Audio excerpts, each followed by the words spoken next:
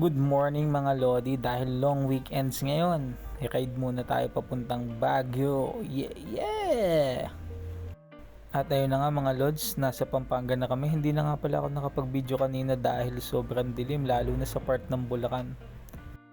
At ayan na nga Lods, napakaganda naman ng kalsada dito sa Pampanga. I think nasa Angeles na kami. Ayun o, tingnan nyo naman Lods, para tayo nasa airport o. Napakaganda, ang lawak, maliwanag, walang ganong sasakyan. Unlike na sa Bulacan, puro lubak-lubak, sira-sira ang kalsada mga Lodi. Ayan o, ganda naman ng mga daan dito. Ayan na nga mga Lodi, nasa Tarlac na kami, sa Bamban Tarlac. So 5:15 AM in the morning. Umalis nga pala kami sa amin sa Marikina ng 2:30 AM mga Lods. Nagkape muna kasi kami sa McDo para gisingan diwa. Kaya na nga, magandang daan dito sa Pampanga Tarlac, napaka ganda, maliwanag. Ayan na, nasa Tarlac pa din kami, kahabaan ng Tarlac. Sobrang haba ng Tarlac, walang katapusan. Pagka Lodi, aabutan ka dito ng init ng araw. Diyos ko po, napakahirap nun Lods. Ayan, taman chill lang nga kami Lod. Takbon safe lang tayo mga Lodi. Ayan kung mapapansin niyo 60 lang ang takbo namin, di kami nagmamadali. Wala naman tayo inaabol na oras, iba pa din ang safe. Ayan, Tarlac pa din. Nagpa-full tank nga pala ako kanina sa Katipunan. So tingnan natin kung hanggang saan naabuti ng isang full tank ko. Ayan na, nasa Tarlac pa din kami mga Lodi. Tarlac City na to proper. Ayan, nabutan na kami ng liwanag, mag-aalas 6. Tingnan natin kung anong oras tayo makakapunta sa Baguio. Subaybayan nyo ako, samahan nyo ako, let's go!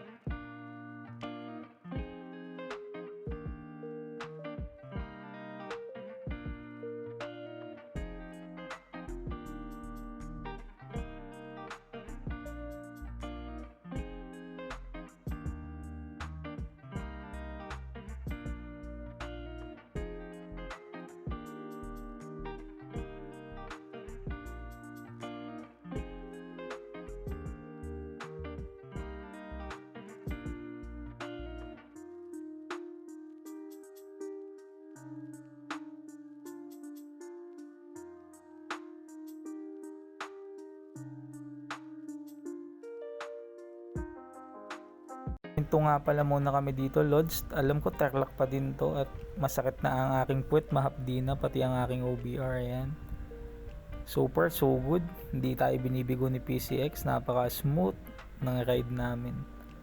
Pati ang kalsada maluwag, walang ka-traffic, man chill lang. Ayan pagod na, nagre-reklamo na yung OBR ko. Napagplanuhan nga pala namin Lods na dumaan muna sa Our Lady of Manaoag since malapit na din naman kami, kaya extra side trip na din bago magpunta ng Baguio. Ayan na, let's go. Nandito na nga pala kami sa Manaoag. Dumating kami dito 7 AM in the morning. So ayan, dadasal lang muna kami mga Lodi para humingi ng guidance at safeness sa pag-akyat sa Baguio. At syempre super enjoy na biyahe. Let's go! Samahan nyo kami dito sa Our Lady of Manaoag. Ayan ganda ng simbahan na to. Pwede nyo daanan din to kung gusto nyo magpunta ng Baguio. Since malapit na din naman, kaya ayun, sinamantala na namin yung pagkakataon na makadaan kami dito at makapagdasal for safety of our ride pa din, syempre. Ayan samahan nyo ako. Go, go, go!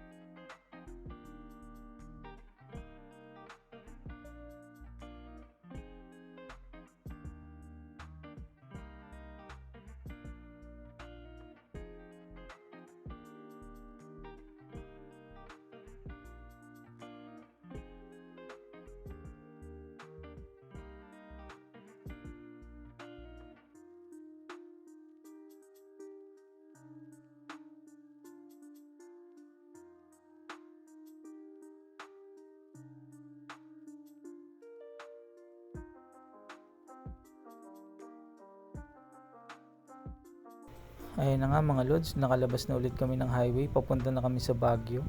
So nakalabas kami ng highway, it's around 8:30, mag-aalas 9. Then nakapunta kami sa Manawag ng 7, so halos 2 hours din, almost 2 hours rather yung in-stay namin dun. Sa bagay, hindi naman kami nagmamadali. Ang target time namin, alas 12, makaakyat sa Baguio para makapagpahinga at makapaglibot ng gabi. So tingnan natin kung makukuha natin ng alas 12. Let's go. Ayun na, nasa La Union na tayo. Pag nakita nyo yung mga yan, nasa La Union na tayo. Ayun, kung makikita nyo yung sasakyan kapag lumiko doon, alam ko may shortcut din doon papuntang Baguio pero hindi ko pa na-try. Dito muna tayo sa may arko ng Benguet para makapag-picture tayo ng malupit. Ayun na ang arko ng La Union. Pagbaba nito, malapit na.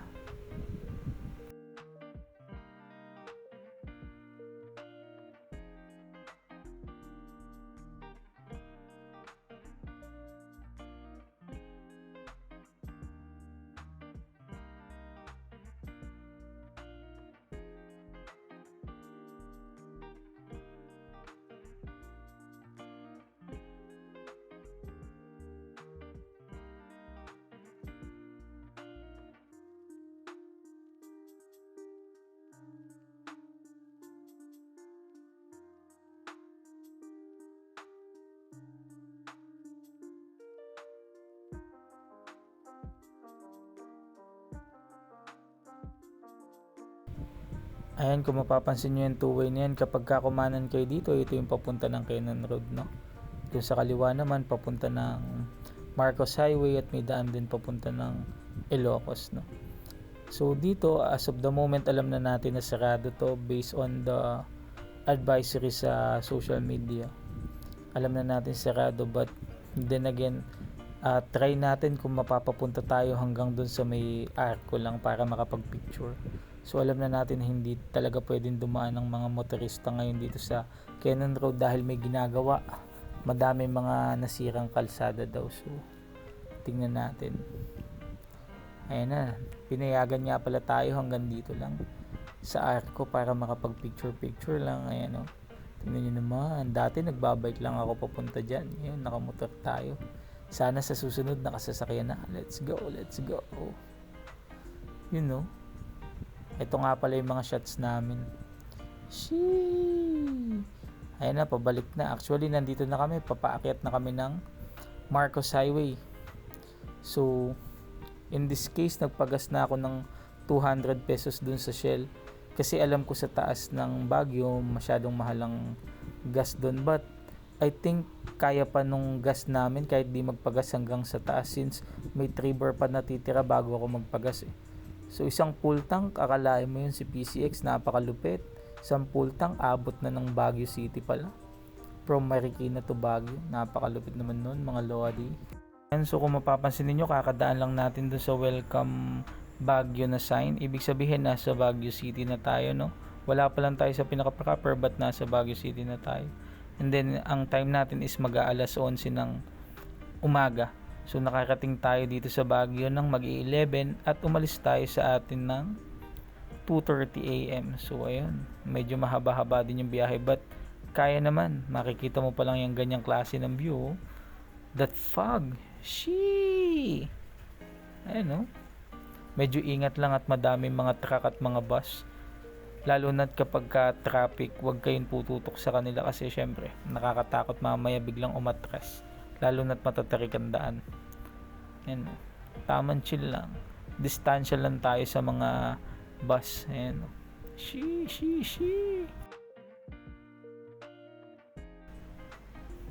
Ayan na nga, papasok na tayo dun sa tunnel mga lodi. Pag nakita nyo yung tunnel na yan mga lodi, isa lang ang indication yan. Malapit na tayo sa city proper. Ayan. Let's go. 11 na.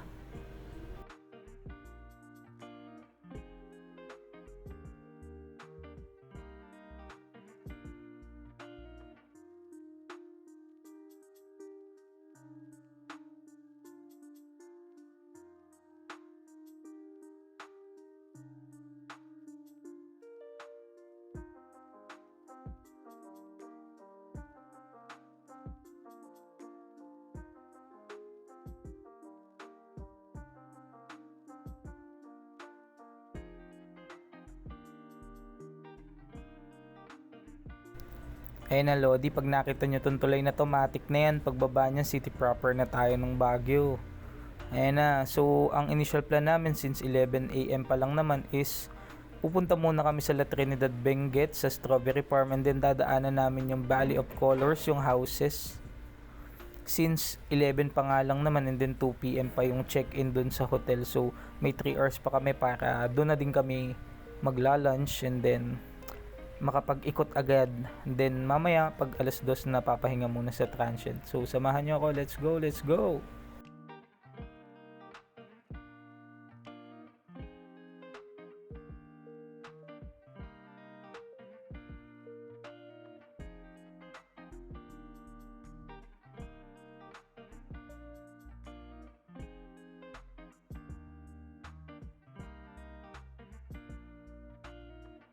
Ay mga Lodi, nasa city proper na tayo. Diretso na tayong La Trinidad. Let's go!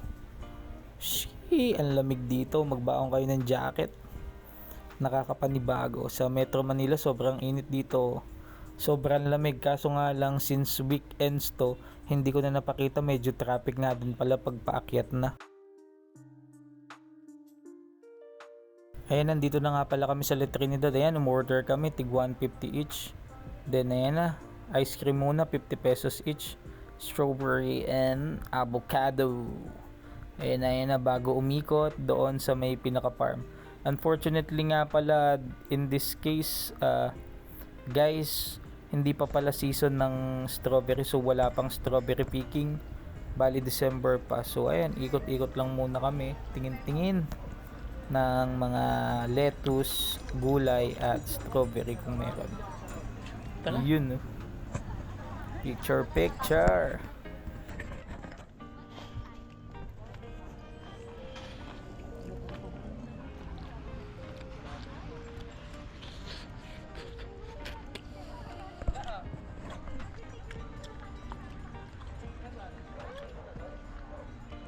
Ni.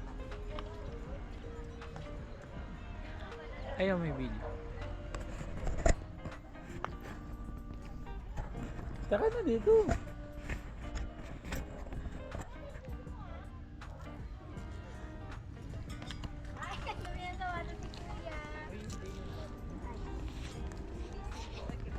May tissue ka mamaya, ma. Punasan mo yung ano niya. Sapatos ni Lily. Ha? Punasan mo yan. Ha? Sayang, wala pa, no?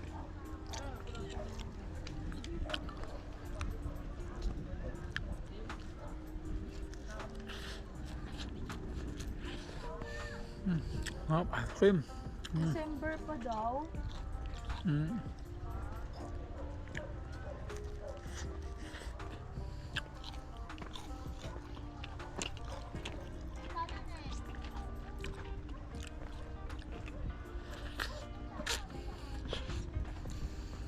Let's go, ha?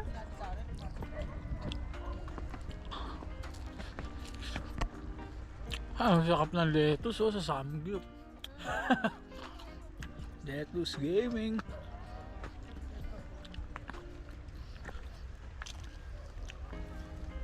Ayun,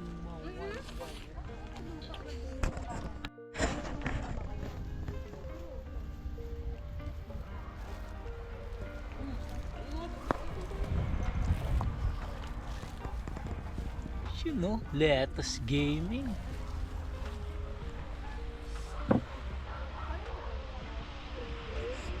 Oh, yeah?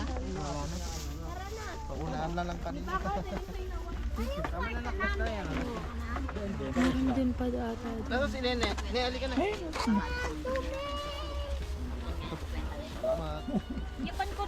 Ayun na nga mga Lodi, shopping muna.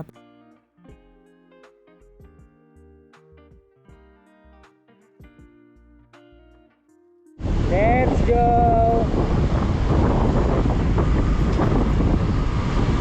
Dati plano lang, ngayon nakulayan na. Oh my God! Let's go Baguio! Let's go! Ayan, ito yung sinasabi. Pababa. Tingnan mo nga yung U-turn stop, baka mabulag ako. Dito makita yung stop.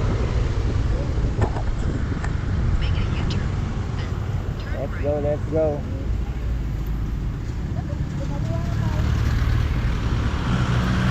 mo yung mga ano dito, yan ang mahirap. Tayo dahil sumunod sa batas at hindi natin kabisado ng lugar naman. Burnham Park. Mamaya magpa-transfer ako ng tayo.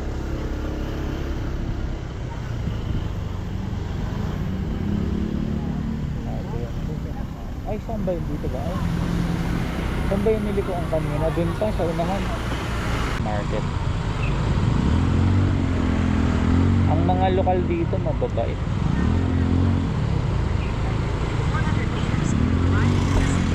So ayan, iniwan nga pala namin yung motor namin sa Burnham Park, tas naglakad kami, and then una namin pinuntahan ngayong gabi ay itong Baguio Cathedral para magpasalamat dahil safe kami nakapunta dito. Ayan, so ikutin natin tong Baguio Cathedral. Ang ganda kahit gabi. Let's go.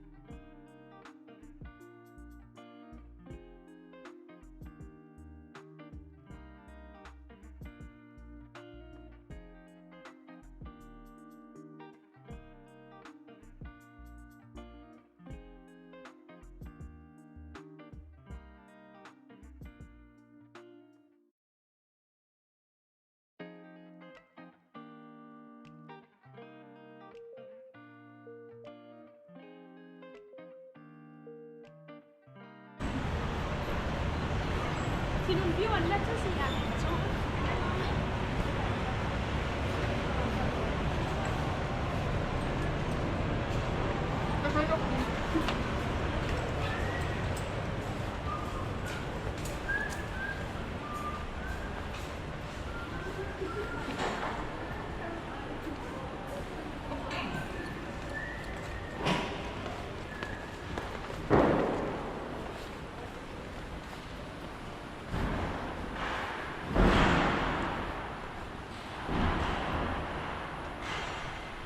Kumain na nga pala kami dito sa Good Taste. Mga pumila lang naman kami dito ng mga 30 minutes dahil medyo madaming tao nga at dinudumog. So normally ang presyo dito ay nagre-range na 180 pataas. And next stop nga pala namin itong Christmas Village. After namin kumain sa Good Taste, bumalik kami ng Burnham Park. And then kinuha yung motor, tapos pupunta na kami sa Christmas Village. Medyo malayo ito sa Burnham Park. So dito nga pala ang entrance fee ay pagka adult is 150 each. So nagbayad muna kami ng 300 pesos. Ayan si Mayora, tuwan-tuwa. Kala mo talaga bata.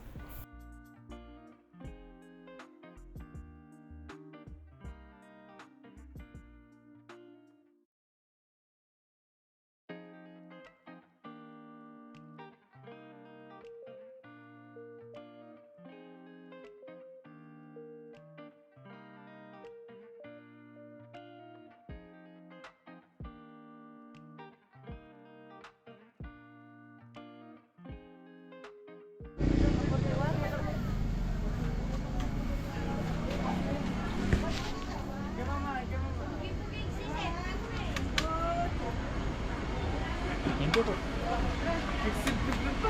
Wood! Tara!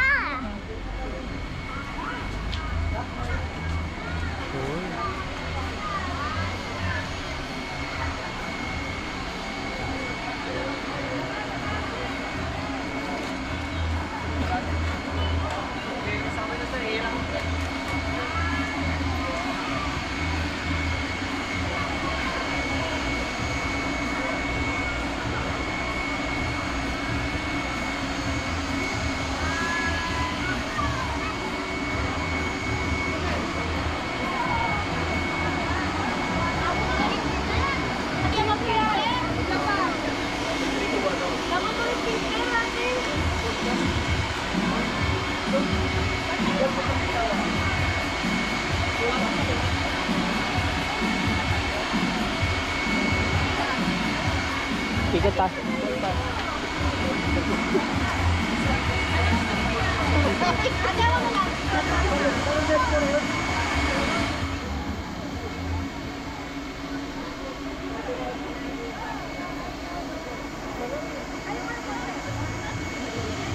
Let's go. Ikot tayo.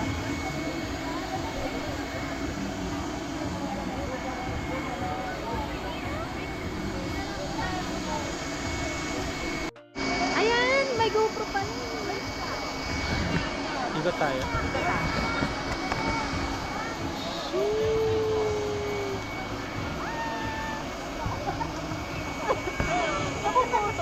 Ikot pa. Merry Christmas! Ayun, sige nga. Picturean ko yan. Nakago. Maganda talaga dito mga biyata. Oo, si Damon. Sigurado sub yun dito. Ayan o, dito mababa lang yung carousel.